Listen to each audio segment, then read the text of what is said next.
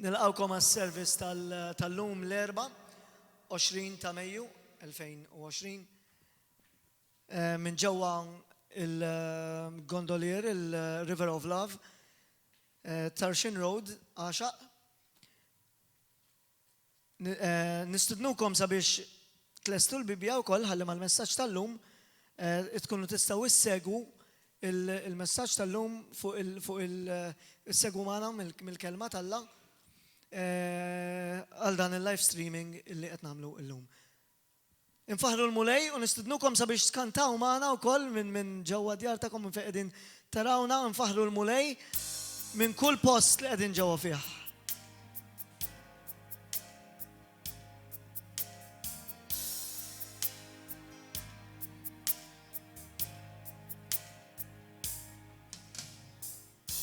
You laid aside your majesty, gave up everything to me, suffered at the hands of those you had created.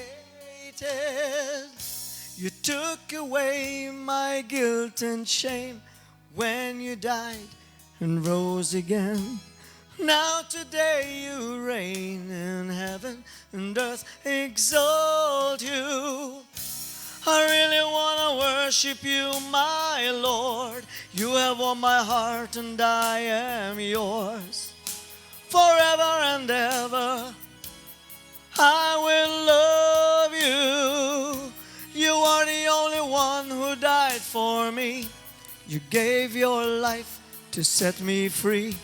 So I lift my voice to you in adoration.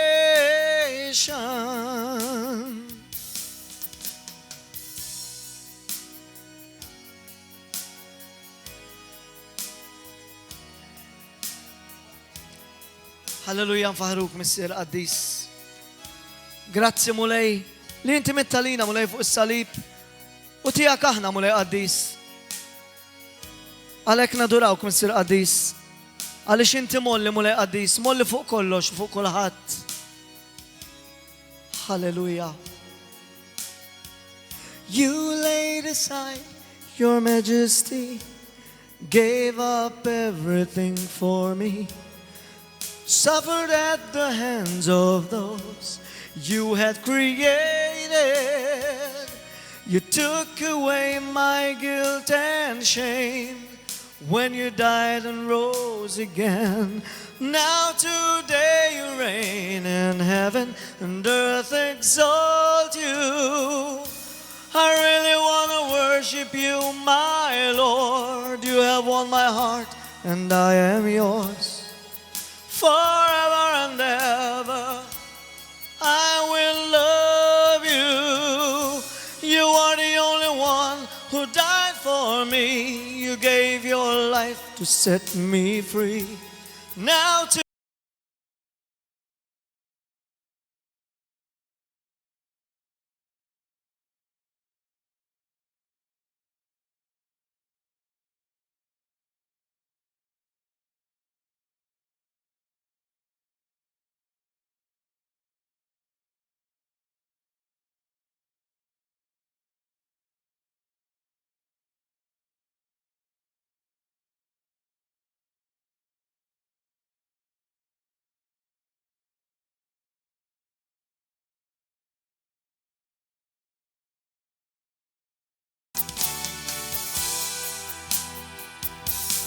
take me past the outer courts and into the holy place, past the brazen altar, Lord. I want to see your face. Pass me by the crowds of people and the priests who sing your praise. I hunger and thirst for your righteousness, but it's only found in one place. Take me into the Holy of Holies. Take me in by the blood of the Lamb. Take me into the Holy of Holies. Take the coal cleanse my lips, here I am. Iva naddafna mulej, qaddisna mulej. Halleluja. Grazzi Missier Qadis. Take me to the outer courts and into the holy place, past the brazen altar, Lord. I want to see your face. Pass me by the crowds of people, past the priests who sing your praise. I hunger and thirst for your righteousness, but it's only found in one place. Take me into the Holy of Holies. Take me in by the blood of the Lamb. Take me into the Holy of Holies. Take the coal, cleanse my lips, here I am. Take the coal, cleanse my lips, here I am. Oh, take the coal, cleanse my lips, Lord, here I am.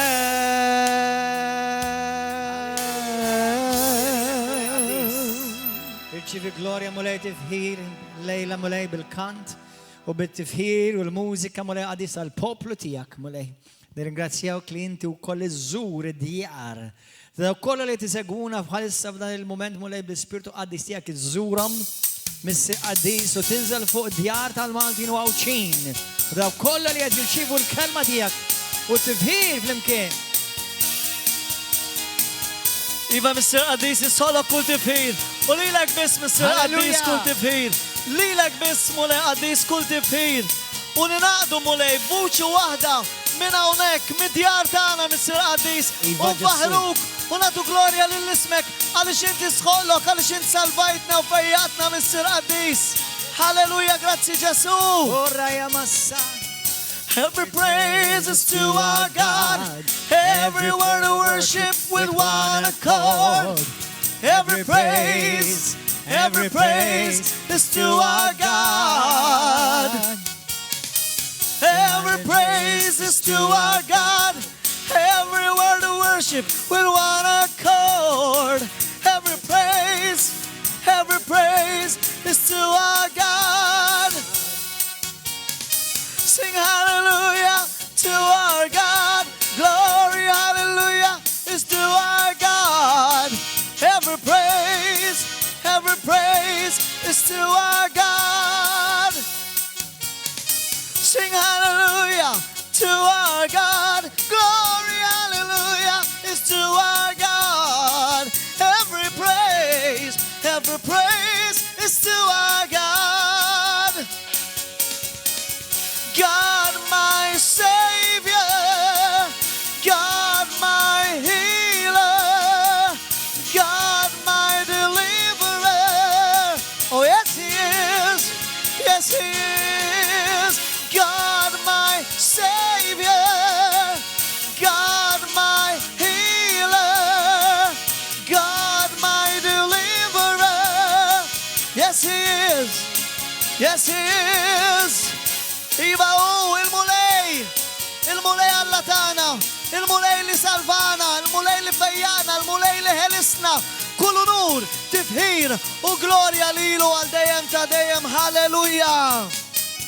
Kull tifħir tu lil-mulej, imu b'vuċi għolja lil-mulej. Kull tifħir tu lil-mulej.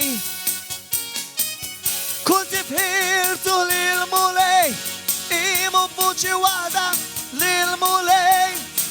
Kull tifħir tu lil-mulej.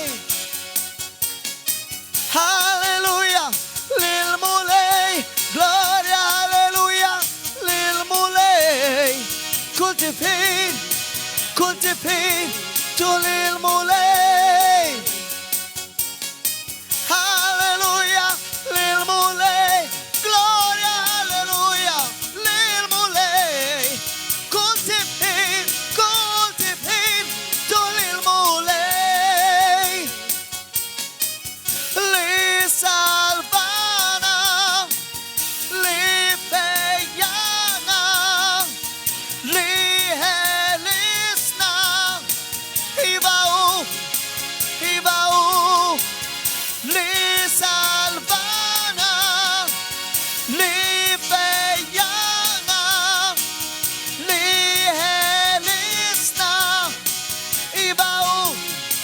Iva u. Gloria lilek mulej. Iva u. Li salvana. Li ħelisna. Li fejjaqna l-mulej tana tal-aġeb. Il-mulej tana li bħalu mawx. Grazzi missier qaddis ta' ibnek Ġesu Kristu. Grazzi mulej tas-salib ta' sidna Ġesu Kristu li permezz tas-salib aħna ġejna mifdija minn dnubietna. Aħna li ma jisħuq il-nix. Imma int missier qaddis bat il-libnek il-wahdini biex kull min jemmen fih isalva missier qaddis. Int missier li ma batx il-libnek biex kif kien jisħuq inna tikkundannana. Imma int missier qaddis li bat il-libnek biex taħfrilna dnubietna biex nkunu miegħek għal dejjem. Halleluja. U għalhekk aħna missier qaddis nollu lill-ismek f'kull ċirkostanza. Nollu lill-ismek. Halleluja. Thou, O Lord, art high above all the earth. Thou art exalted far above all gods. Thou, O Lord, art high above all the earth. Thou art exalted far above all gods. I exalt thee. I exalt thee. I exalt thee. O Lord, I exalt thee. I exalt thee. I exalt thee. O Lord. Thou, O Lord, art high above all the earth. Thou art exalted far above all gods. Thou, O Lord, art high above all the earth. Thou art exalted far above all gods. I exalt thee. I exalt thee. I exalt thee. O Lord, oh Lord, we praise you. Lord, we praise you. Oh Lord, we praise you. Oh Lord, 'cause you are worthy. Oh, you are worthy. Oh, you alone are worthy. Oh, my Lord. Oh, Lord. Grazzi mulej qaddis, you are worthy. Iva mulej jisfoqlok kull. Ima mulej Ġesu. Eżiz aħwa fejn inkom fid-djar ta'kom. Jekk inti fuq ix-xogħol, jekk inti forsi dik segwi minn ġewwa l-home jew mill-isptar, inħeġġek biex bħalissa tagħmel ftit sekondi biex tfaħħu tirringrazzjah il-mulej. Mulej qaddis nirringrazzjawk il-lejla li għal darba oħra tagħtina dan il-privileġġ biex aħna nisimgħu il-wirt kbir tal-kelma qaddisa tiegħek. Mulej qalbna hija miftuħa, moħħna huwa alert, kellimna, Mulej qaddis, il-kelma tiegħek hija bla limitu. Bħalma qal Pawlu lil Timotju, għalkemm huwa kien maqful, imma l-kelma tal-la ma tinsa tiġi qatt maqfula mulej Ġesu. Għalhekk m'hemm lemx limiti fl-ispirtu. Kif inti tista' anke llejla stess mulej permezz dan is-servizz, permezz xandir dirett tal-live streaming, inti tista' tfejja l-loop, tagħti kuraġġ lil dawk li qataw qalbhom, mulej tagħti d-dawl il dawk li ma fid-lam, ġib il-fejqan anka fiżiku għal dawk li ma morda. Għax mulej qaddis il-kelma tiegħek hija midluka u mimlija, impregnjatjata. Kelma li forsi ma hija diffiċli biex insibuha bil-Malti ma hija mibnija, mimlija bil-kelma qaddis tiegħek u bil-qawwa tiegħek u bil-dilka tal-Ispirtu Santu tiegħek. Kellimna mulej, tkellem il-lejla inti minn fommi u ibni il-poplu tiegħek, ibni il-Knisja tiegħek u ħajjiġi, ħajavvanza u ħadavvanza s-saltna tiegħek fuq din l-art. Għal-glorja tiegħek missir f'isem Ġesu Kristu, Spiritu Santu, grazzi tal-preżenza tiegħek. Grazzi Spiritu Santu li inti tmissi l kollha li qed isegwu jaraw mulej qaddis. F'isem Sidna Ġesu Kristu. Amen, amen, amen, amen.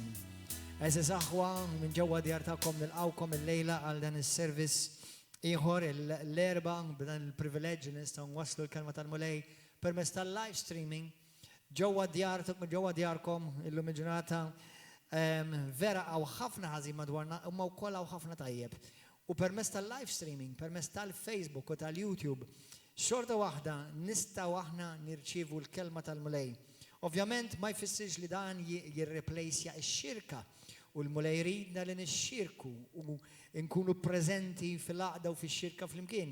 Imma sakemm l-affarijiet għadhom kif huma u aħna tnemmnu nitolbu mhux aħna biss imma bosta madwar id-dinja biex nerġgħu nkunu nistgħu niltaqgħu u nixxirku għax kif ħanejdilkom dal-waqt ukoll li x-xirka hija importanti ħafna żaħwa. Għalhekk ħalleluja nilqawkom il-lejla, lestu qalbkom, lestu ruħkom, lestu magħhom, itfu kollox madwarkom, kif ovvjament it-televiżjoni dawk il-mezz li inti tirċivi din il-kelma fuqha. U għatisija sħiħa lil-mulej lejla biex tħalli l-mulej kelmek u jinkoraġġik u jibnik. Hallelujah, praise God. Well, gloria lil-mulej. Illum, infatti, intom bħalma tafu, jina il-mara tiegħi hija psikologa u ħafna forsi ma jirrealizzawx li vera bħalissa qed nisimgħu ħafna bil-COVID-19 u nirringrazzjaw il-Alla li għax il-maġġoranza tan-nies li anke ġew infettati b'dan il-virus fiqu. Nirringrazzjaw il-mulej imma ġew infejqa u l-biċċa kbira minnhom believe it or not ġew infejqa billi ġest għadu d-dar jew għadu kwarantina u jiklu tajjeb, jistriħu tajjeb jew anke bil-Panadols. Però biex intom tkunu tafu forsi ħafna minnkom tiġà tirrealizzaw din imma din hija verità li forsi ħafna ma jħarsux lejha, però minħabba li ħafna jinstabu jiġu maqbuda ġewwa fi djarhom ma jistgħux joħorġu jew nkella pereżempju ħafna mammijiet, mothers, ommijiet inqabdu bit-tfal tagħhom. Jekk ikollok tarbija waħda, tiġà għandek ħafna xogħol, ħsib wara meta għandek tnejn, tlieta jew iktar u l-mami tittamilha teacher ta' tlieta luma ta' xi tliet suġġetti, 4 suġġetti jew 5 suġġetti kuljum. U believe it or not, lill-mara tiegħi mhux l-ewwel darba li jċemplula nies li għandha bżonn jitkellmu, għandhom bżonn psikologa, għandhom bżonn għajnuna għax ħajġennu. Mela sewwa, mela l-affarijiet, ma nafx jekk mhux aħjar jew għax minn punto di vista jidhru aħjar, però minn punto di vista oħra jidhru għar. Għax għandek ħafna nies li issa jaqgħu f'depression ġewwa djarhom. U għalhekk eżis aħwa ma nħallux dawn l-affarijiet isiru qatt normal, imma nitolbu bis-serjetà nitolbu kuljum.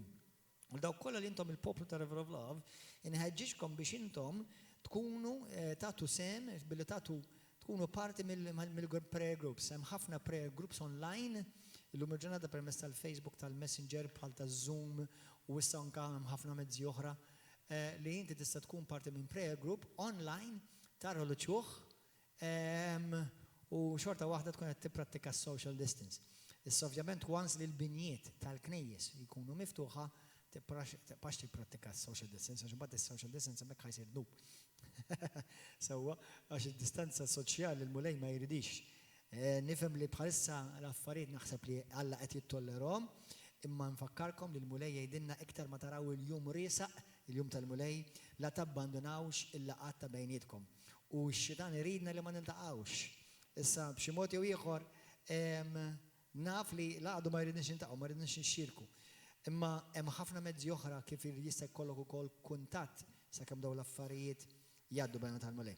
Halleluja, għal dawk kollha li intom parti minn din id-dar ta' River of Love, il-familja ta' River of Love, grazzi tal-li intom tibatu d-deċma tagħkom, l-offerta tagħkom u id-donations tagħkom, l-ispejjeż għadhom għaddejjin, il-post għadu qed jiġi arranġat, il-missjonijiet għadhom għadna nissapportjawhom kull xahar, anzi bħala pasta fidi, minflok naqqasna s-support, żidna s-support bħala pasta fidi, għax ma rridx impaxxi lil-għadu li jaħdem bija bil-biża, għax ma rridx nimxi bil-biża. Sewwa allura dan ix-xahar żidna iktar support fil-veru sens tal-kelma milli naqqasna jew żammina l-istess. U nħeġġiġkom, u da mhux għax daħlu iktar offerti ta' ġifieri għax mhux il-każ, imma sempliċiment biex ma rridx inħalli l-għadu jiddetermina jekk kemm jiġi mxandar il-Vanġelu based kemm għandna flus. Il-mulej darba qal li kelma f'intimità ta' talb mal-mulej u kif ħafna jillimitaw il-mulej u ma jagħmlux ix-xogħol tal-mulej minħabba nuqqas tal-flus. Vera li hemm bżonn il-flus u ħafna min-nies forsi ma jirrealizzawx di. Imma il-mulej darba jien kont qedlu mulej qedlu għamel qatt ma jkun li b'xi mod għax ma hemmx flus li jiġi limitat li jiġi mxandar il-Vanġelu. U qatt ma saret di fil-ħajja tiegħi, qatt ma saret fil-Ministeru tiegħi bil-grazzja tal-mulej u nemmel qatt ma ħajsir għal min kull min jemmen f'isem Ġesu Kristu. Amen, halleluja. Glorja l-mulej għalhekk jekk intom dibattu s-supportakom tistgħu tidħlu fuq il-website tagħna riveroflove.org, tistgħu tibatu Revolut, il-numru ta' Revolut huwa 99239-132, 99-23-91-32, that's right. U jew nkella tistgħu tagħmlu wkoll online banking fuq il-kont bankarju ta' River of Love, jew nkella tistgħu tibgħatu ċekk, jew nkella wkoll tistgħu tikkuntattjaw jew lili jew xi ħadd mill-mexxejja tagħna leaders jakni u responsabbli biex inti tkun tista' tagħti l-offerta u d-deċma tiegħek. Okay. Mela ħammorru fil-kelma talla u today let your fingers do the walking. Alleluja. Ok, ejja nitolbu għazu saħħu. Missi Qaddis, ringrazzjawk tal-kelma tiegħek.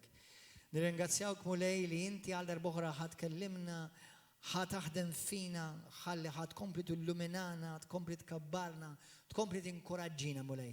Grazzi, mulej Qaddis, li inti dejjem qed tibni l-Knisja tiegħek u inti qed tinna l-sisin tal-infern ma jelbuwix mulej Qaddis. Grazzi Spiritu Santu, hu over inti ħsibijieti, hu over inti qalbi, hu over inti ġismi, hu over il-sini issa stess u tkellem inti minn fommi u birek il-daw kollha li qed isegwu u qed jisimgħu f'isem Ġesu Kristu ta' Nażaret. Spiritu Santu, natuk fidejk ir-rigni biex tkompli tmexxi il-poplu tiegħek f'isem Ġesu Kristu ta' Nażaret. Amen. Morru fil-ktib tal-Apokolossi. Illum ħassejt f'qalbi daw l-aħħar jumej tlieta, ħassejt f'qalbi li l-mulej jridni nerġa' nitkellem fuq il-marka tal-bestja. Però illum ħanamel żewġ messaġġi f'wieħed. Ħanitkellem daqsxejn fuq il-marka tal-bestja u ħanitkellem ukoll daqsxejn ħanikompara jew ħanqabbla fuq bejn il-marka tal-bestja u l-marka tal-mulej. Is-siġil tal-Alla. Għax forsi ma tantx nisimgħu fuq is-siġil tal-mulej. Bħalma ix-xitan, dawk kollha qed tisimgħu, dawk kollha taraw, tistgħu tgħiduha warajja di. Ix-xitan ma jagħmel xejn oriġinali. Bis-serjetà. Ix-xitan qatt ma ħareġ b'xi idea oriġinali. Ix-xitan dejjem jaqbad xi ħaġa li diġà teżisti minn tal-mulej u jikkorrompiha. Imma x-xitan ma jikkreax. Ix-xitan li jaf jagħmel huwa jittwistja, jikkorrompi, jħassar dak li diġà jeżisti. U għalhekk bħalma x-xitan għandu l-marka tiegħu u titkellem fuq il-marka tal-bestja jew l-isem tal-bestja jew il-numru tal-bestja, il-mulej ukoll għandu n-numru tiegħu, il-mulej ukoll għandu l-marka tiegħu, il-mulej ukoll għandu l-isem tiegħu. Glorja. Taf li inti l-iskrittura bħalma tgħid dawk li jieħdu jew il-marka jew l-isem jew il-numru ma jistgħux jisalvaw. Imma taf li l-Bibja titkellem fuq dawk li għandhom il-marka tal-mulej fuq il-ħajja tagħhom, dak li għandhom is-siġil tal-mulej fuq il-ħajja tagħhom u dak li għandhom l-isem Talla miktub fuqhom. Woo! Hallelujah! I'm excited already. Hallelujah. Okay, dawk li qed tisimgħu id-darajtu waħda kbira ħa nisbakom hawnhekk minn ġewwa ħalaxa. Hallelujah, praise the Lord. Għalhekk qed ngħidilkom, once li taraw ix-xitan qed jagħmel xi ħaġa, ħarsu sena ftit. Mela lek ix-xitan jagħmel hekk, ħanara xi jgħid il-mulej. Amen? Il-mulej għandu n-numru tiegħu, il-mulej għandu s-siġil tiegħu, u l-mulej għandu tafu l-iskrittura tgħidlek li l-poplu tal-għandhom l-isem tal-għan miktub fuqhom bħalma l-poplu tad-dinja ħajkollhom jieħdu l-isem tal-bestja. Halleluja, ikun infaħħar Ġesu Kristu. Glorja l-mulej. Mur fi ktib tal-Apokalipsi kapitlu 13. Għalhekk illum il-messaġġ huwa fuq il-siġil, il-marka Alla fuq il-poplu tiegħu. Apokalipsi kapitlu 13. Apokalipsi kapitlu 13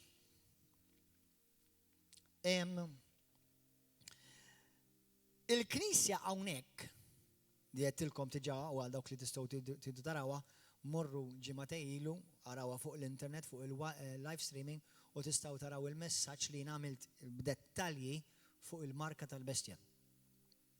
Imma jekk inti tmur fi ktieb tal-Apokalipsi kapitlu 6 u 7, taraw li wara li f'kapitlu 7 il-Knisja ġiet meħuda. Hawnhekk vera li naraw li ċertu nies jgħidu li huma kredenti, però fl-Apokalipsi wkoll titkellem kif kien hemm anġlu ġirri li jsjad mis-sema biex imur jxandar il-Vanġelu ma' dawk li kienu fuq id-dinja.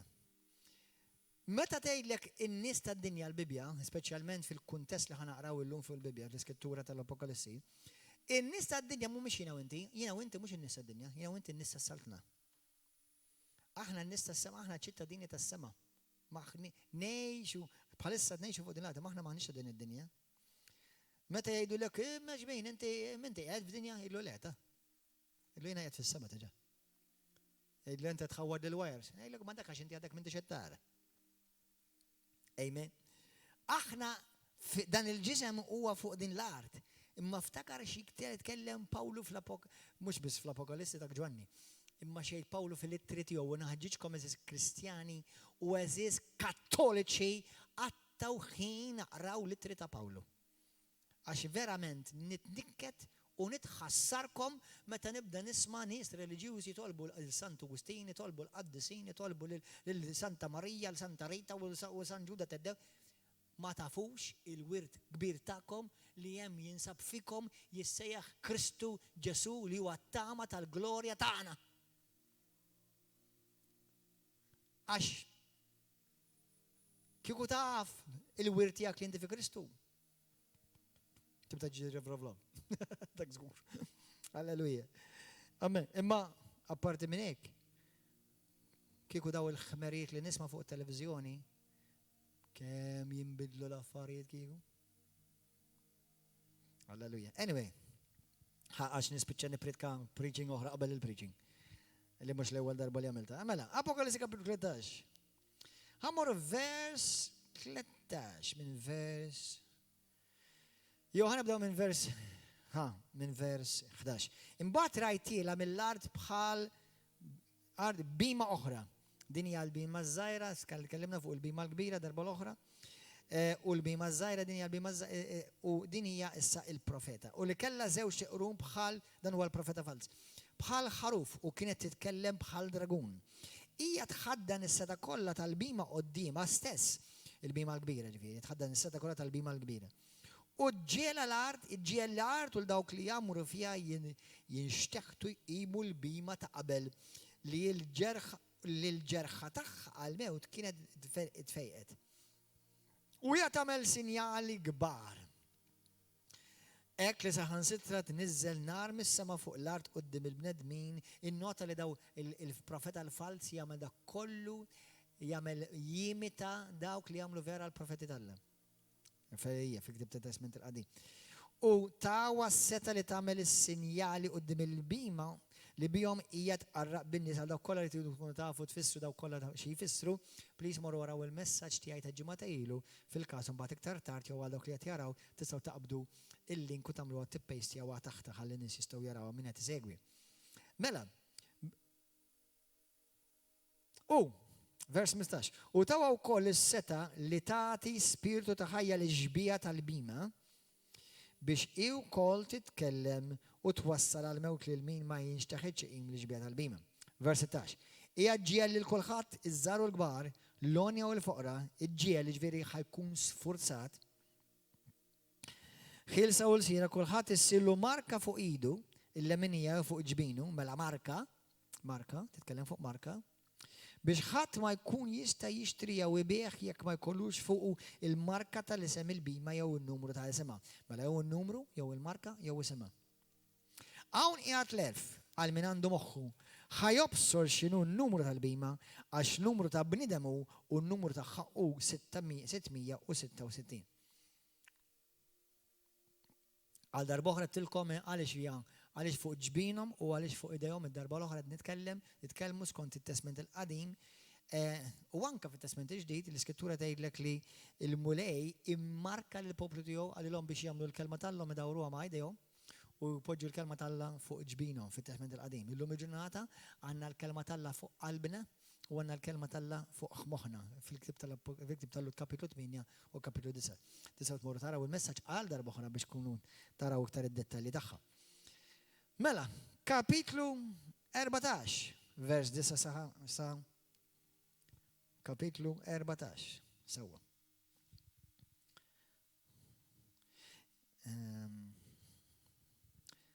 Ħanorikom kapitlu 14, vers 1, isma'wa. Imbagħad ħarist u rajt il-ħaruf wieqaf fuq il-muntanja Sjon u miegħu 144,000 ruħ li kellhom ismu u isem missieru miktub fuq ġbina.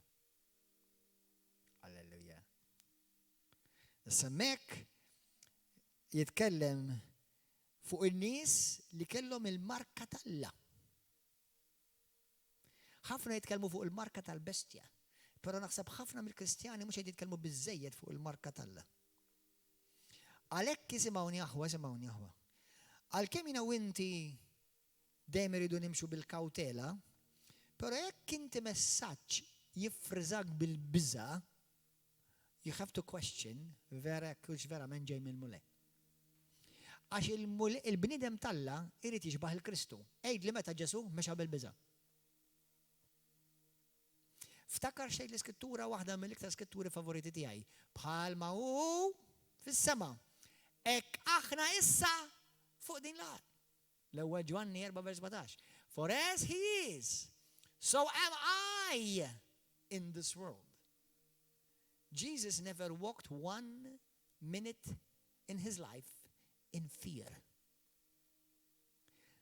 If you fear, you will walk in the level of the devil. That's why I will not tolerate fear. I am intolerant to fear. Amen? Everybody say it with me. I am intolerant to fear. Jekk inti wara dak l-screen, jiena intolleranti għal-biża. Għax ma tistax timxi bil-biża u bil-fidi. U Ġesu, jekk Ġesu huwa fil-qrib u jsibek imwerwer u tibża, Ġesu tafu x'inhu ġej? Għalli meta jiena ġej, irrid insib il-fidi fuq din id-dinja. U nazzarda ngħid li ħafna li jekk imsejħa suppost Kristjani imwerwra. Basta nitolbu, basta nikklejmjaw Psalm 91, basta ħafna jżebġu minn filgħodu sa filgħaxija u jimxu imwerwra.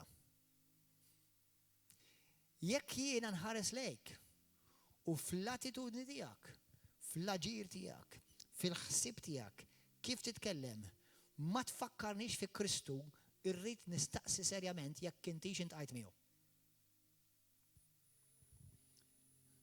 U Ġesu iva dejjem mexa bl-imħabba, imma qatt ma mexa minuta bil-biża'.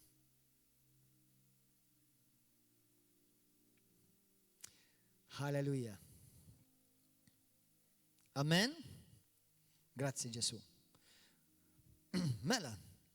U dawn in-nies kollha, u smajt leħen mis-sema' qisu ħoss ta' ħafna l-mijiet donnu tkarwit tarat u leħen smajt kienu bħal dawk li ta' katarristi doqqu iċ-ċetri tagħhom, kienu jannu għanja ġdida. Insomma daw kollha n-nies Alla li kienu fis-sema diġà. Tindunaw li daw in-nies kienu fis-sema, dawk li kienu markati bil-marka Alla, siġġel Alla, ma kinux fuq l-art. Għaliex, għax issa deħlin hawnhekk għat-tribulazzjoni kbira, jiena u inti mhux ħankunu fuq tribulazzjoni kbira. Ħanejdikom ħaġa isimgħuni hawn. Li kieku jiena d-demonju, jiena x'nambihom il-Kristjani hawnhekk jekk il-ħin kollu jwaqfuni. Aħjar intellaqhom il-barra, ħalli dak li għandi nagħmel nagħmlu. Allura x-xitan ma jistax jagħmel fis-sħiħ fil-kompletezza dak li jixtieq jagħmel, għalhekk il-Knisja titlewa tiġi meħuda. U dawk li ħajkunu Kristjani hawnhekk għax ovvjament inti ħajkollok dawk li huma fis-salta ta' smewiet għax ikunu ġew meħuda. U dawk li ħajgħaddu u jsiru ta' Kristu fi żmien ta' tribolazzjoni. Imma jgħaddu minn persekuzzjoni kbira. Amen. Halleluja. Grazzi Ġesu. Mela ħankomplu. Vers 9, ħamur vers 9 mal-ewwel ejja. Kapitlu 14. U anġlu ieħor it-tielet wieħed ġi warahom jgħid bleħen qawwi. Min jinxteħed iqim il-bima u ġbija tagħha u jieħu l-marka fuq ġbina jew fuq idu u wkoll jixrob mill-imbit tal-korla ta' Alla li hemm minn ferra safi fit-tazza tal-qilla tiegħu u jinħaqar b'nar u kubrit quddiem l-anġli għadesin quddiem il-ħaruf. U d-doħħan ta' dbatija tagħhom jitlaq għal dejjem ta' dejjem. Insomma, x'qed jgħid prattikament li jekk inti tispiċċa tieħu l-marka tal-bestja, issa tilkom 100% ħadd ma jaf s'issa, għadna qatt ma smajt il-ħadd li 100% jafu x'inhi l-marka tal-bestja. Però hemm ħafna x'jista' jinklina li jindika li tista' tkun hi. Iva, hemm ħafna li qed jaħsbu li hija ċ-ċippa, jaħsbu li dik li hija r-rossa li qed jidaħlu ħafna f'idej u by the way taf diġà hawn madwar 3 miljun ruħ diġà għandhom iċ-ċippa fid-dinja. Jekk din hi, daw huma hell walking on earth already. Qed jitkellmu fuq xi tip ta' watermark ta' ċippa. Watermark, jiġifieri tiġettilkom fid-dettall fil-messaġġ tiegħi li jagħmlulek xi marka fil-ġilda tiegħek li ma tidirx issa ċekk ma mbagħad tagħmel taħt l-ultraviolet u tidher. Sewwa, però da kollu hemm ħafna affarijiet u hemm ħafna teknoloġija madwarha. Prattikament jekk iċ-ċippa din l-iskrittura, jekk il-666 il-marka tal-bestja jew l-isem tal-bestja jista' jseħħ f'din il-ġenerazzjoni tista' ssir. Il-teknoloġija tista' tinstab biex tista' ssir. Qed jitkellmu ħafna fuq il-vaccinations, xejdulhom bil-Malti vaccini, vaccinations, jiġifieri vaccination imħabba ċertu mart u ċertu viruses. L-aħjar vaccination hija li għana x'nemmenina, sewa l-aħjar vaccination hija kull tajjeb, strieħ. Għamel exercise, timxi fl-imħabba u bil-fidi biex ma jkollok xodju f'qalbek, sewa u tieħu l-vitamini. Jiena dewk il-vaccination. U jekk għalisa jkun jaqbek xi virus ta' li hemm l-isem ta' Ġesu Kristu fuqu, itfiq ukoll. Għax l-iskrittura tgħidlek det l-isem ta' Ġesu Kristu huwa fuq kull isem, fuq il-COVID ukoll, inkluż. Amen? Halleluja. U meta tiġa għandna mijiet ta' eluf kbar ta' nies li tiġa fiqu mill-COVID b'xejn. Aħsu rab l-isem ta' Ġesu. Mela jiena nemmen u naf li għabli mhux ħajkun hawn min ma jaqbilx miegħi. Li tiġa għawru x'ma ta' nies li fiqu u ħafna fass għal xejn. Għax ħassajt naqra ġieħ. Isma' qalbi, kull virus li jaqbdak ħadħol naqra ġieħ. Hello? Jek memżon kollok virus bejt jom taqbda għuġieħ, tista diġbet xi masa u tex kemm id-dum tuħuħ bih. Għada sekk, ġifieri għadni qed nistudja u qed nosserva fuq din tal-vaccinations u hekk mhux jiena mhux qed ngħidlek jiena kontra, però għandi ħafna question marks. Però ħalli naqbiż dik għax nispiċċaw messaġġ ieħor dik. Sewwa, però li nisajdilkom jiena itolbu l-Ispiritu Santu. Romani kapitlu 8 vers 14-16 jgħidlek il-poplu tiegħi jmexxih l-Ispiritu Santu. Amen?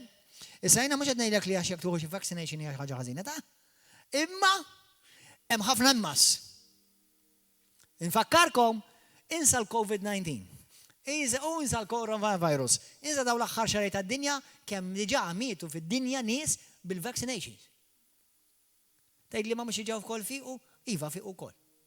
Mela inti ħadħu 50% chance. Sewwa.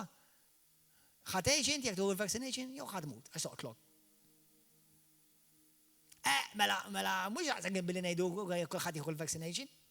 U skont ċertu persuna hemm ċertu nies fid-dinja li jridu gvern globali li ovvjament ħadd wettaq l-iskrittura tal-Apokalissi, iridu li kulħadd sa sentej oħra jkun ħadin il-vaccination madwar id-dinja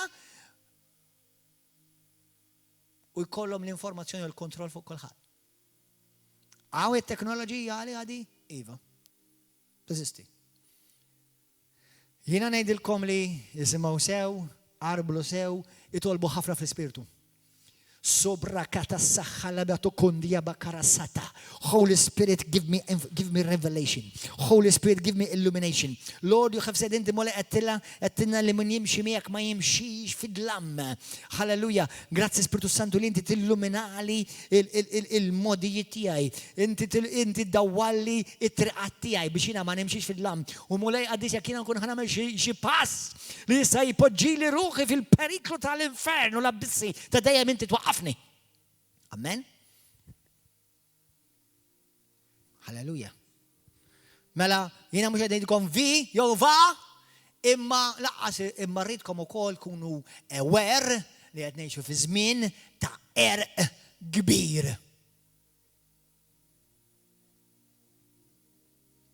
U jekk m'intix ħadd tkun taf il-Kristu Ġesu sew, ħadd tkun kandidat primo biex tiġi mibluħ.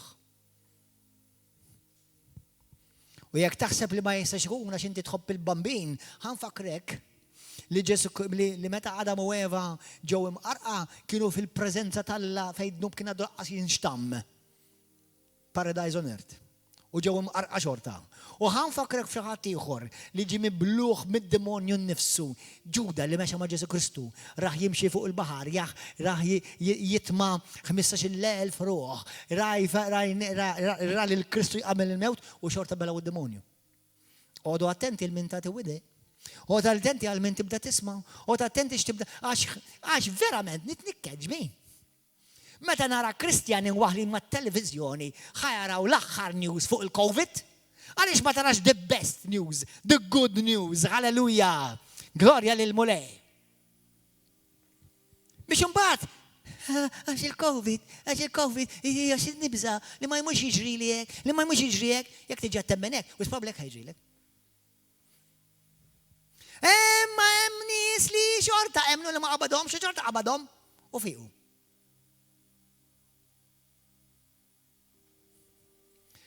Oħrajn li mietu, sinja li kienet is-sija tagħhom. Għax naf nies anke li kienu qed imutu u għalla qajjimhom il-mewt. Għax qalhom għandhom mhux il-sija tiegħek. Isma' ħija, aħna ngħixu lil Kristu, ngħixu fi Kristu u meta jgħidlek mela sinja li xogħli lest. Eżi, what's the big deal? Però aktar ma timxi qrib tiegħu u iktar tkun intimu miegħu u ħaġa waħda miegħu, iktar ix-xitan m'għandu l-ebda setta laqqas biss imissek b'subbagħ iż-żgħir. Amen? Għax jien issiġillat bil-marka tal-Alla. Halleluja. Glorja l-mulej. Bħalissa id-demonju qed jaqbdu diarrea. Halleluja. Kif titkellem inti pastor?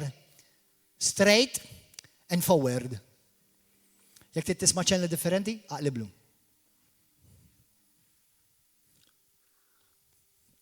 That's it. Halleluja.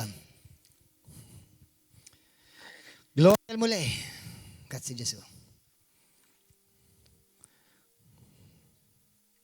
Int ma tiżbaljax, Iva. imma maħfur, maħsul, is-siġillat, iħobbni u għalli nibqa' nħobbok għandejje. U l-imħabba tiegħu lejja mhix ibbażata kif nirrispondi lejha, iħobbni xorta. Issa ovvjament naf li mhux bil-forsi nkun qed ingawdi l-imħabba tiegħu jekk inkun qed ingħaqad mal-ħmiex bħal ħanżira. Imma xorta nħobbni, imma mhux qed ingawdi dik l-imħabba. U jiena qed ingawdi dik l-imħabba. U jiena maħbub, intom maħbuba. Kulħadd jgħid wara jien maħbub, halleluja. Jien maħbuba. Tajjeb li tħobbok il-mara u tajjeb li jħobbok ir-raġel. Imma kemm hu tajjeb meta jħobbok l-Alla tal-univers. Woo! Hallelujah! I'm excited. I'm having a revival by myself. Hallelujah. I'm having a buzz. Mnalla ġejt il-lejla hawnhekk. Thank you, Holy Ghost. Thank you, Jesus. You're alive. May your name be glorified. Hallelujah. Mela, ħankomplu. Għax ħan nispiċċa nagħmel xi tliet messaġġi differenti f'daq. Morru fl-Apokalissi kapitlu 15, vers 1. Imbagħad fis-sema rajt sinjal ieħor kbir u tal-aġeb. 7 anġeli kellhom 7 kastigi. Dawk tal-aħħar li bihom kella tintemm il-korla tal-Alla. Isimgħuni aħwa ħanfakkarkom please. Romani kapitlu 8, kapitlu 5 vers 8 u 9. L-ewwel Tessalonikin kapitlu 1 vers 9 u 10. Jiena u inti maħniex iddestinati għal korla tal-Alla. Alla inti qatt minti ħatara l-Alla irrabjat darba lejk. That's good news. Imma jekk nagħmel żball, passer Alla ma jirrabjax miegħi. Inti meta ibnek jagħmel żball x'tagħmillu? Ittiħxi banjama. Jiena l-ibni mela, l-ibni nċafru, skont x'tip ta' żball jagħmel wara kollox, għax hemm livelli ta' żballi. Xiġifieri, jekk jagħmel xi ħmerija ngħidlu oj, inċenti tagħmel hemm. Sewwa, jekk jagħmel xi ħaġa naqa' kbira, it-ton tal-leħni jkun naqa' differenti. Imma qatt ma jgħid il-papa naħseb jobodni jrid qatt ma jgħid. U ħoġ qatt ma ħajjgħidha. Amen. U nfakkarkom dik l-iskrittura tant popolari f'Mattew kapitlu 11. Jekk intom missiriet ħżina, imma xorta tafu tagħtu tajba lil ulidkom. Kemm iktar, kulħadd jgħid kemm iktar. Il-missier tas-sema jagħti lilkom dak li titolbu. Li kieku Alla l-missier tas-sema, li kieku Alla tal-missier tas-sema, iħobbkom u jħobb il-Malta kif inħobb il-Malta jien diġà ħafna. Bil-forsu, għax jiena min jobodni nipritkalu l-Kristu, naħfillu u nħobbu nitħassru. Issa dik imħabba ta' bniedem aħseb u l-ħabba tal-Alla. Amen? Meta ġaħat tiweġġek xi tħoss inti bħala bniedem tal-Alla. Odju. Tgħid ħasra, kemm nixtiequ jara, kemm nixtiequ jħassa jħoss jesperjenza dak li qed nesperjenza jien. Ma tirrabjax għalija hu. Alleluja. Issa dak u aħna nħobbu tiġajek bħala nies tal-mulej aħseb wara Alla nnifsu. Kemm kbir il-mulej. Kemm jien kuntent li jien, kemm jien grat li jien Kristjan. Kemm jien grat li jien Kristjan. Kemm jien grat li jien doqt u b'qatra skirt. Kemm kbir Ġesu. Kemm kbir Ġesu. Halleluja. L-Spiritu Santu jataw. He's here. He is here. Halleluja. Vers 2, kapitlu 15. U rajt bħal baħar tal-ħġieġ imħallat bin-naħar. Di fis-sema. U weqfin fuq il-baħar tal-ħġieġ rajt lil dawk li kienu ħarġu rebbieħa. ħarġu rebbieħa fuq il-bima, fuq iġbijeta u fuq il-numru ta' isima. B'ċettri ta' Alla fidejhom. Dan qed naqra ħalkom jiena għax ħafna għandhom perspettiva totalment mhux ibbilanċjata fuq il-marka tal-bestja. Ejn nagħmlu mod ikonna ngħaddu mit-tribolazzjoni. Xejdin l-Iskrittura? Li daw ħarġu rebbieħa fuq. Li kieku jiena kellna ngħaddi mit-tribolazzjoni, all right, mhux I wouldn't look forward to it. Imma li kieku kellna ngħaddu mit-tribolazzjoni. Xejdleka? Li dawk li anka li ħajkunu fit-tribolazzjoni, dak li ma jkunx inħatfu fl-ewwel ħatfa, daw ukoll ħajkunu rebbieħa. Fuq l-għadu. Fuq il-bejma, fuq iġbija tagħha, fuq il-numru ta' żema. Halleluja. Kapitlu 16. Kapitlu 16. Ismawa, vers 1. U smajt liħen qawwi mid-ġej mit-tempju fil-ġenna u jgħid li s-seba l-anġli morru ferraw is-seba bwieqi tal-kolla tal-Alla fuq l-art. U l-ewwel wieħed marru ferra l-biqja tiegħu fuq l-art u l-ġerħa kera u taw ġieħ kbir ġiet fuq il-bniedem, il-bnedmin li kellhom fuqhom il-marka tal-bima, mela daw mhux il-Kristjani. Daw mhux il-Kristjani aħwa. Man, we've got it good, boy. We've got it good. Jekk tara dal-programm, jekk tara din ix-xandira diretta, ħanejdlek straightforward. Ara ma tkunx iblaħ u ara ma tkunx bela tirreġetta il-Kristu.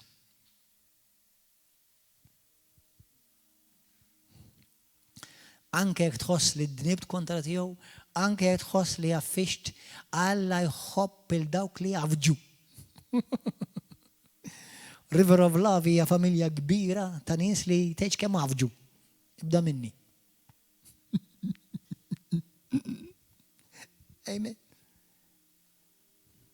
Għax once li mbagħad tiġi għandu il-passat jgħaddi. Id-dnub jiġi maħfur kollu. Kollu. Kollu, kollu. U jisejjaħlek ibni u binti Aziza. Halleluja. Gloria l-mulej. Ikun infaħħa Ġesu. Issa ħanorikom xtajt l-Iskrittura. Morru fi ktib ta' Ġwanni kapitlu 6. Għax orejtkom kif bħalma d-demonju għandu l-marka tiegħu.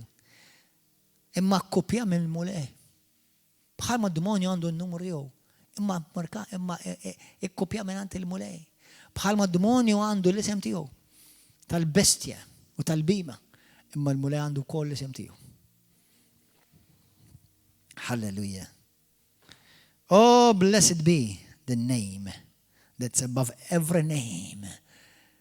U meta dak l-isem jiġi msejjaħ b'fidi bil-karba ta' ibn u bint, id-demonju jitezzu u jitwaruru u jibdow jgħidu la titturmentani xiktar. Halleluja. Tajd li minti ma tibżax, pastor. Asnaf. Asnaf, nibza. Grazzi mulej. U marx nitallem. Għalix? Għax il-konfidenza tiegħi hija fih. Fi Kristu. U akbaru dak li hemm fija. Minn dak li hemm fid-dinja. Akbaru dak li hemm fija. Dak taf minnu hemm fija? Taf minn hemm fik? Dak li krea l-pjaneti, l-univers, il-galassi, il-Milky Way, il-Mars, il-Bounty, dak kollu. Dak jammar fija. Dak li krea l-anġli, dak li krea s-sarafini, dak li meċa fil-ġnien, dak li fideħ il-palma ta' ideħ waħda joqodu il-nazzjoniet kollha f'palma waħda minni. Dak jammar fija. Tista tibza? Għastek jiprofa, għana prova nibza.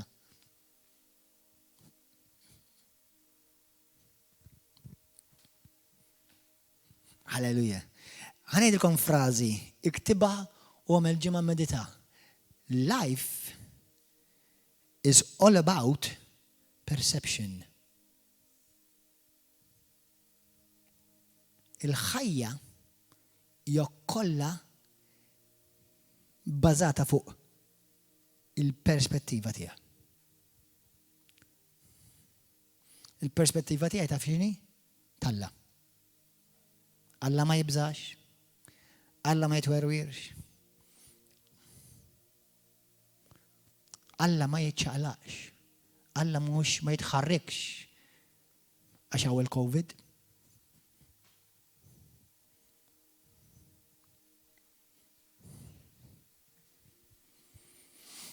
Mija ħasra, jekk aħna nemmnu li aħna ħaġa waħda miegħu. U naġixxu jisna qatt ma ntqajna miegħu nafuh. Jiena mhux qed ngħidlek li tkun preżentus u fejn għandek bżonn tieħu kawtela, għamilha, ma fiha xejn daqshekk. Imma jekk tagħmel deċiżjoni fuq il-biża', bbażata fuq biża' mhix minn Alla. Għamxu li hawn min forsi jħobb il-Alla u bħassa qed nirfislek il-kalliet u forsi lesit argumenta miegħi. M'għandekx għalfejn. Qas għandi għalfejn argumenta. M'għandix għalfejn. U mhux qed ngħidha biex niġġudika lil ħadd jew il xi ħadd iħossu kundannat, le. Ikber ara, iqaf isma' l-news, iqaf. Il-mara tiegħi meta tgħid li tafx qalu fuq il-news għidilha ma rridx inkun naf, ma jimpurtanix, ma rridx inkun naf. Ma rridx inkun naf. Imma la int mhux f'dinja wkoll tgħix, le jiena ngħix fis-saltna. Jien ngħix fi Kristu. Imma minn kif taħsebha isek miġnun. Le hekk jien. Int miġnun mod u jien miġnun ieħor.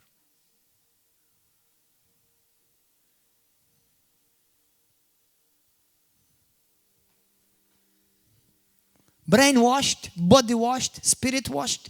I am completely washed by the blood of Jesus Christ. Hallelujah. Lord, I want to thank you for the joy li inti tatini li nxandar il-kelma qaddisa tijak mulej. Mela, eja Gordon bro, ħaffu. Ġwanni 6 morru malajja. Grazie Gesù. Jekk inti tara dal-messaġġ u għadek m'għandekx familja, m'intix parti minn familja Kristjana, nħeġġek fittex familja fil-mulej ta' Kristu fej ħatikber fi Kristu. Halleluja. Jekk inti tixtieq issir tal-mulej, ovvjament tiddur b'qalbek kollha lejn Ġesu. Inħeġġek jekk inti tara dan il-messaġġ itammet bħala adult, irċivi dik il-ferħ, dik il-privileġġ li inti tista' titgħammet u pubblikament tagħti xhieda li inti għażilt il-Kristu. Għax Ġesu jgħid min ma jistħix jistqarni pubblikament, laqqas jien ma nistħi nistqarru quddiem il-missieru l-anġli tiegħu. Meta inti titkellem fuq Ġesu, dak il-ħin Ġesu qed jitkellem fuqek mal-missieru mal-anġli. Tħallix xi nies reliġjużi iftelfuk mill-mixja ta' intimità fi Kristu. Il-Kristjaneżmu jagħtejx fi Kristu. Halleluja. Ikun infaħħar Ġesu Kristu. Ġwanni kapitlu 6. Vers isimgħu 27. Thank you Lord. 27. Imma lilkom li qegħdin tisimgħu ngħidilkom. Kapitlu 6. Sorry. Għax għed immur Luqa jena mill-ewwel. Ġwanni 6. Komplu żommu għajnikom fuq il-mulej. Tħalli l-xejn u l-ħadd waqfek. U dak kollu ismgħu nisewwa. Jekk xi ħaġa f'ħajtek ma tikkontribwixxix biex tersa iktar lejn il-mulej, u is probabbli qed tikkontribwixxi biex tbeddek iktar minnu.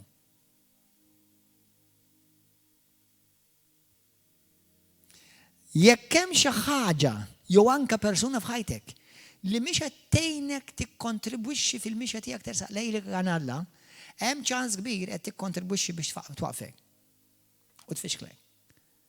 Bħal moħob nejda. Thank God for the delete and the blog button on Facebook.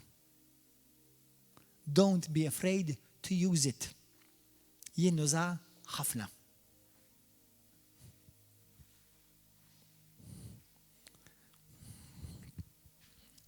Taħli xinek. Jien huwa prezzjuż. U fil-fatt skużi, m'għadux ħinek, sar ħinu. M'għadux tiegħek dak. Amen. Mela Ġwanni 6.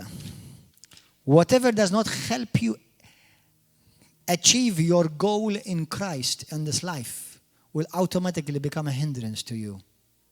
Remove it from your life. If it's a person, remove him too, or remove her as well.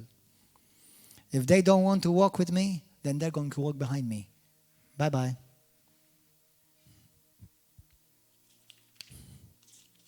In-nies li nżomm fil-ħajja tiegħi huma jew dawk li jimxu miegħi, jew dak li qudiemi u qed jgħinuni nersaq iktar lejn mulej.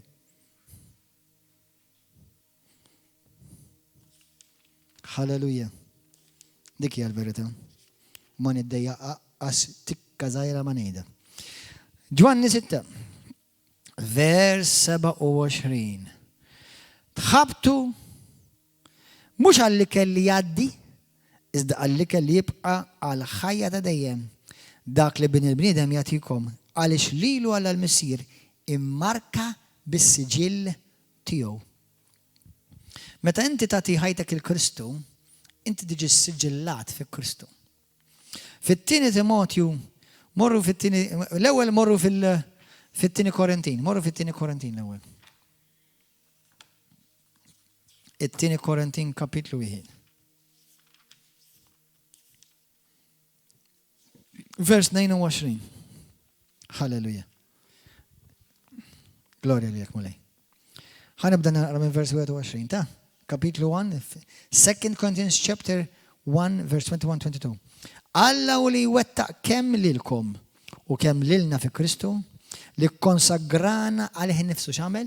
Ikkonsagrana warrabna għamilna tiegħu. Konsagrana għaddisna ġifieri, għaddisna għamilna għalih. U li s-siġillana u kol bis-siġil tiegħu. Rajtom, l-iskrittura fejtejlek dawk li kienu s-siġillati fis-sema? Kellhom l-isem talla fuqhom. U tana bran ġifieri front payment, bran bħala garanzija ġifieri l-ispirtu f'qalbna. Mela aħna s-siġillati f'ismu u s-siġillati bl-Ispirtu Santu. L-iskrittura hekk tgħid li aħna s-siġillati fi Kristu u s-siġillati bl-Ispirtu Santu. Fil-ktieb ta' 2 Timotju. Għalhekk Ġesu jgħidlek lil dawk li missieri tani ħadd u xejn ma jista' jaħtafhomli. Ismawni, imbilli jiena jew inti nisbaljaw, issa mhux qed ngħidlek tiskuża l-iżbalji, imma l-bniedem għax jiżbalja ma jfissirx Alla ċaħdek ta'. Meta wliedi jiżbaljaw, ma jifqux jibqgħu wliedi. Il-parabola li Ġesu ta' li tant jafuha fid-dinja anke jekk ma jkunux Kristjani hija tal-liben il-ħali. Sewwa li ħaġġidu nefaq ġidu mar u ħarabu le u l-Bibja xtajdlek u l-missier x'qatt jagħmel sakemm kien il-bogħod qatt jistennih ġej.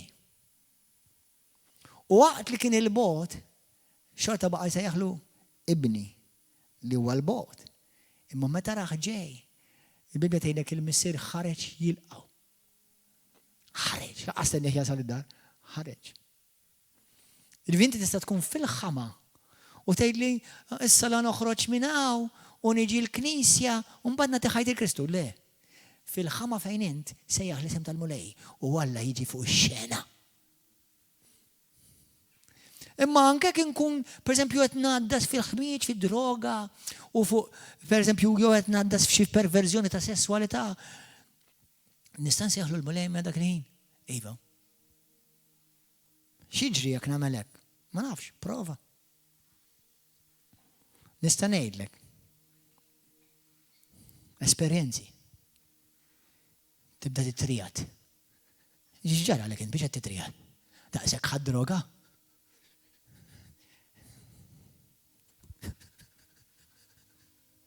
Daw l-affarijiet ġraw vera, da. L-Iskrittura ma tikdibx, Ġesu ma jkdibx. Kull min isejjaħ l-isem tal-Mulej. Taħseb kull min isejjaħ l-isem tal-Mulej jkun hekk tant holy. Tant ikun perfett. Jekk tkun fil-ħmiċ u fil-ħama u inti issejjaħ l-isem, is-sema tieqaf. Ħajtu ismi.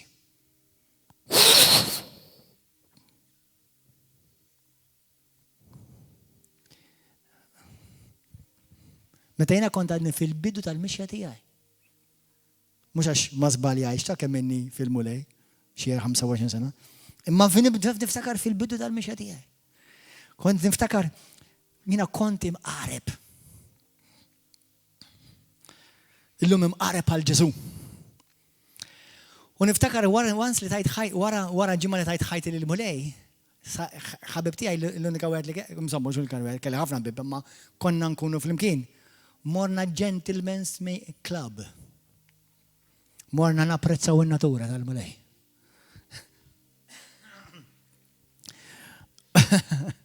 U ma kont għadni naf xejn fil-Bibja. Imma niftakar. Naf li kont iġa kelli l-Kristu f'ħajti għax id-differenza bdejt nħossa f'ġimma ħassejt għad-differenza. Xi ħaġa daħal. Min kemm nħoss indifferenti. U niftakar morna Gentlemen's Club, bu kien għatiju. Mbagħad sar Kristjan wara. U niftakar kif sħalna hemmhekk, bdejt nitrija, bdejt nħossni mhux sew.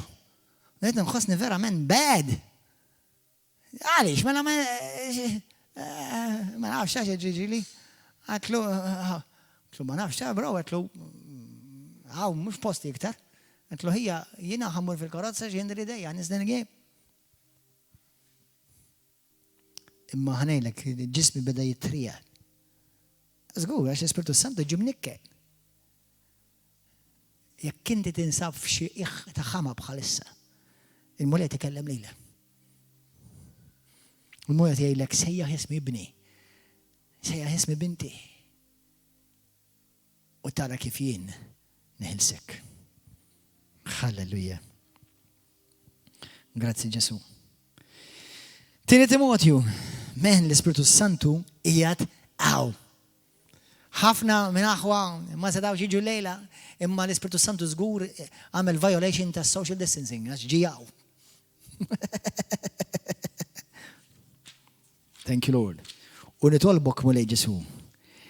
Itfa l-Ispiritu Qaddis tiegħek fuq Malta u Għawdex. Għati l-erf il-mexxejja tagħna. Il-Prim Ministru, il-Ministru Fern, l-infermiera t-tobba Mulej Qaddis. Fejja għal daw kollha li huma Mulej morda b'din il-virus, u Mulej jeqred dan il-virus bin-nar Qaddis tiegħek. Mulej il-Knisja kollha tiegħek, il-poplu kollha li tiżmani bħalsa nitolbu flimkien nar tal-Ispiritu Santu jinżel fuq kull pjan diaboliku tal-COVID-19 f'isem Ġesu Kristu ta' Nazaret. Halleluja. Mela, tieni Timotju għattilkom kapitlu 2, vers 19. Isimu waħwa. Imma s-sis qawwi li Alla qiegħed iżżomm sħiħ u fuq għandna dan is-siġill. Għandna dan is-siġill. Il-Mulej jaraf il-daw kollu jimotju. U koll ħajitwarrab mill-ħażin kull min jisejjaħ isem il-Mulej. Halleluja. Jitbijat fuqu hemm dan is-siġil. Għandu dan is-siġil. Jina winti għandna s-siġil talla fuq ħajjitna. L-ewwel Ġwanni kapitlu 5 morru hemm magħaj. Anzi, qabel ma morru hemm ħalli Alla dik.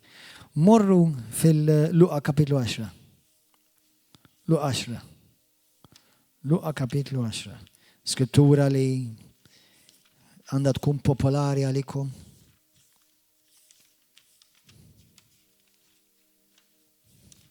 Thank you, Jesus. Is-siġil tal-Mulej. Il-poplu talla għandhom is-siġil talla fuqhom. Thank you, Lord. Ħanejdilkom aħwa darba, ma nafx, ħanejda dil-istorja malari. Mela darba jiena kont, waqt li kont qed nisfen weġġajt. U ovvjament meta inti tweġġa jew jiġrilek xi ħaġa tistaqsi għaliex mulej, why? Għaliex mulej. Inni ma nsaqsi għaliex mulej snin kbar, imma kont fil-bidu tal-mixja tiegħi, kont inħobb il-mulej, kont inniqisi issa kemm ilu. Kont inniqisi sena u nofs il-mulej. U niftakar weġġajt, il-wejt sqajja, sprejnjajt il-ligaments, u għamilt xi ġimgħa ma stajtx nisfen. Le. Xi ġimgħa ma stajtx nisfen. U kont qed nagħmel wall prinċipali, kont qed nagħmilha tan-nutcracker. U niftakar. Weġġajt u di qed ngħidha għal xi ħadd għax hemm xi ħadd għandu bżonn jismagħha di. U għedlu why, Lord, biex naqta storja twila fil-qosor, apparti li l-mulej xi ġimgħa wara letteralment kien fejjaqni b'mod supernaturali, letteralment fejjaqni kont mort il-knisja, kienet ta' Bishop Tom Brown, u kienu talbu fuqi u letteralment ħassejt il-qawwa talla tinvadi li il-ligaments u dak il-ħin, fejt, dak il-ħin. Imma sa dan it-tant, kont jien għamil żmien immur għat-terapija, xejdu l-di. Physiotherapy. F'dak iż-żmien, waqt li għed imur għand il-physiotherapy, il-terapista ta' tħajjit għal Kristu.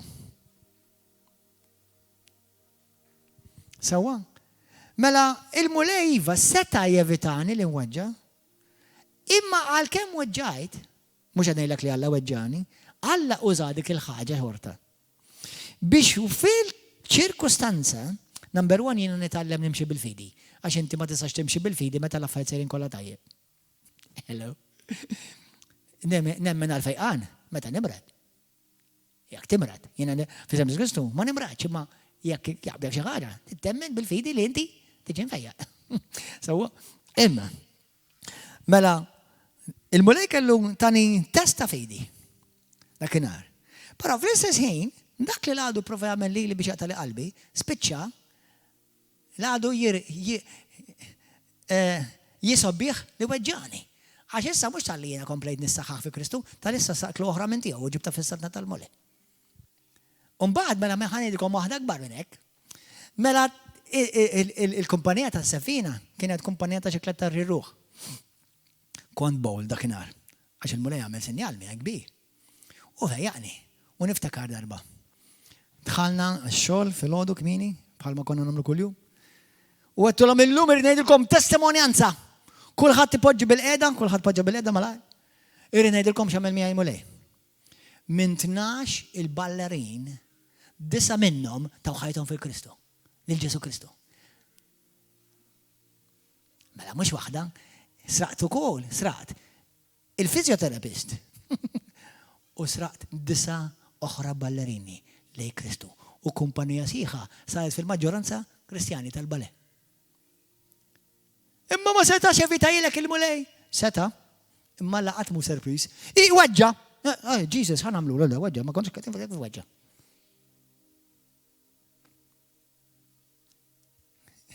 Għaxina bħal man ħobnejt. Alla jew joħorġok minn nar, jew joħorġok minn ġennar. Bl-Inglis għajna preferija. God either will deliver you from the fire or he will deliver you in the fire, but he will still deliver you. Hallelujah. Oh, man, sar il-ħin. Jesus, hallelujah. Lord, okay, supernatural speed now. Issa. Mela. Luqa kapitlu 10. Ux Luqa 10 tilkom, iva. Luqa 10, vers 17, isma' u di tafuha kollha kemm intkom din-skrittura 72 leġgħu lura ferħanin jgħidu mulej! Ix-xetan il-koll joqogħdu għalina minħabba f'ismek. Kif raw isomhom? Kif ix-xetan ra l-isem ta' Ġesu. Għax ram is-siġillat bl-isem tiegħu. U għalilhom, iva jien konna raħ ix-xitan jaqab bħal berqa tas-sema mis-sema. Araw tajtkom is-seta li tirfsu kull fuq is-sriep u l-skorpjuni u li telbu kull qawwa tal-għadu u ebda ħsara ma jagħmlulkom. U l-ewwel Ġwanni kapitlu l-ewwel Ġwanni malaj kapitlu 5. Fl-ewwel Ġwanni 4 imma morrizzew dik l-iskrittura. L-ewwel Ġwanni. Kapitlu 5 semawha. Din oħra waħda mill-iskitturi favoriti tiegħi. Immeditawhom dawn iskitturi. Infatti għandikom daqsxejn homework. Eżatt ta' River of Love. Eżatt dak kollha tissegwu dal-messaġġ. F'din il-ġimgħa għamlu ġimgħa immeditaw Romani kapitlu 6, Romani kapitlu 8, Efesin kapitlu 1 u Kolossin kapitlu 3. Għamlu ġimgħa qrawhom kuljum. U tistgħu taqrawhom NIV, King James, Amplified, bil-Malti. Dawk l-4 kapitli. Immemorizzawhom, immeditaw fuqhom Kolossin kapitlu 3, Efesin kapitlu 1, Romani kapitlu 6 u kapitlu 8. Immeditawhom ħafna dawk il-kapitli. Jiena naħseb wieħed mill-iktar kapitli potenti fil-Bibja hija Romans 8. Kull vers jaqla lek ix-xedaq. Bis-seded ngħidilkom. Halleluja. Grazzi Ġesu. Ħanes spiċċaw di l-ewwel Ġwanni kapitlu 5. Isimha waħwa. Vers 18. Aħna nafu li kull minnhom wieled minn Alla ma jidnibx. Ħanfakkarkom fil-ktieb ta' Efesin kapitlu 4, il-Bibja tgħidlek li aħna ġejna siġillati bl-Ispirtu Santu. Sewwa simili għal dak li qrajna ftit qabel fl-ewwel 2 Korinti 1:22. Aħna nafu li minn kull min wieħed minn Alla ma jidnibx. Praise and worship team, come please. Imma li mnissel minn Alla iħarsu midnu. Li mnissel minn Alla minu li mnissel minn Alla ġifieri li mwielet minn Alla li mnissel minn Alla Ġesu Kristu li huwa mnissel minn Alla iħaresni lili mid-dnub. U l-ħażin għax li Ġesu jħaresni, il-ħażin ma jistax imissek.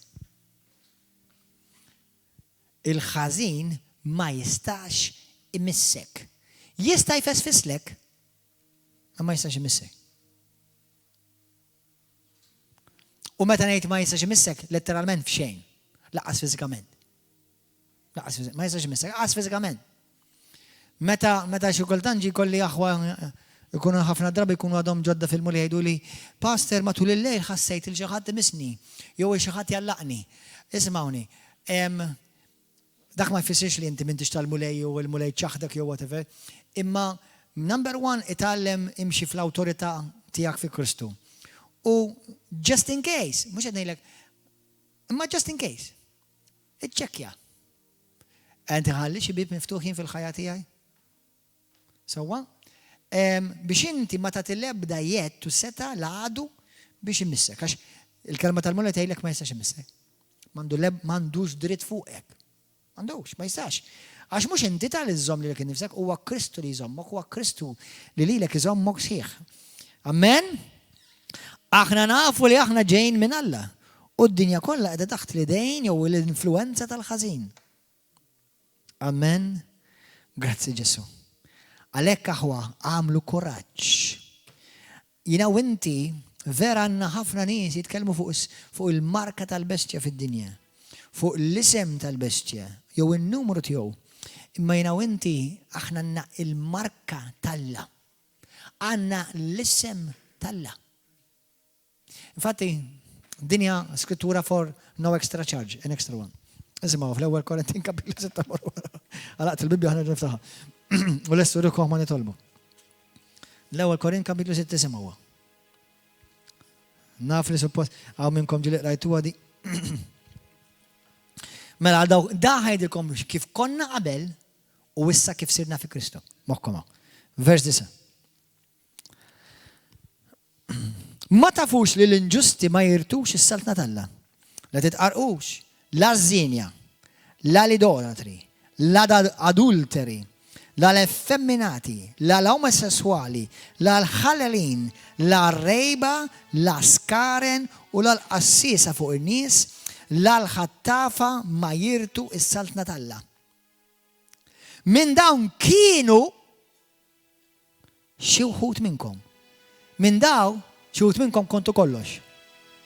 Xi wħud minnkom kontu l-lista kollha. Kontu! Imma issa, kulħadd jgħid immissa. Immissa tnaddaftu. Issa tqaddistu ġejtu konsagrati. U issa ġejtu ġustifikati jisimha ma fiex. Fl-isem ta' Ġesu Kristu.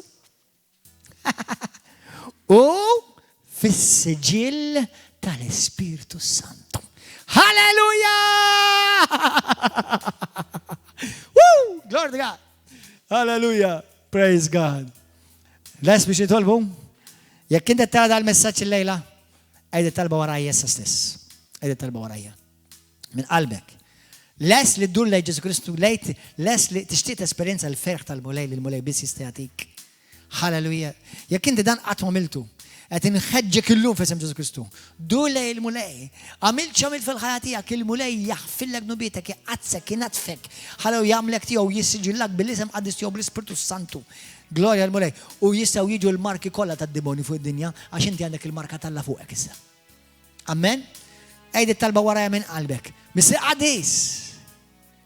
Grazzi ta' ibnek Ġesu Kristu. Jina emmint il-kelma tiegħek. Ġesu salvani. Ejja f'qalbi. Poġġi fuq it-tron ta' ħajti mulej. Mulej jina nindem minn dunubieti. Naraf li jina għandi bżonn salvatur fil-ħajja tiegħi. U nitolbok mulej salvani. Kisser kull ħakma, kull madma tal-għadu minn fuq ħajti. Ħolni minn kull irbit tal-għadu. Mulej għaddis jimmux ħanimxi fil-bizza ektar għax inti miħaj. U l-lum inti ta' ammar fija. Spiritu Santu imlini. Spiritu Santu invadi li moħħi uħsibijieti. U millum il-qoddim niddikjarak minn fommi inti s-sid. U salvatur tijaj għal glorja tijak missir. Fisem Ġesu Kristu. Halleluja. Amen. Jak inti għaddik it-talba l-lum għall-ewwel darba fil-ħajja tijak. Nixtieqkom ikkuntattjawna. Fuq fejn tara dal-messaġġ ikkuntattjawna bil-telefon, jew bil-Facebook, jew Messenger, jew email, ikkuntattjawna. Jidinna li aċċettajt il-Ġesu Kristu. Ħalli aħna nibatulek anke kliem ta' kuraġġ. Ħalli jekk inti għandek bżonn min jikkuntattjawk biex jgħinek, ikkuntattjawna. Jekk inti tixtieq tirċievi ktieb xejn il-weda ta' Ġesu Kristu, ibatilna ismek kuljomok u l-indirizz tiegħek u aħna nibatulek fil-posta b'xejn. Pija grazzi tal-li kont magħna, eġa kun magħna f'dan l-istess ħin fl-istess post. Nar is-sibt fis-7 ta' filgħaxija u l-ħadd fil-ħodu fl-10. Il-paċi magħkom, God bless you. Ftakar, inti mmarkat bl-Ispiritu Santu, inti mmarkat bl-isem tal-la u l-ebda pjan tal-għadu u l-ebda demonju ma jista' iktar imissek. Halleluja. Gloria lil mulej. Praise you, Jesus. Thank you, Lord. All right, we're off from YouTube.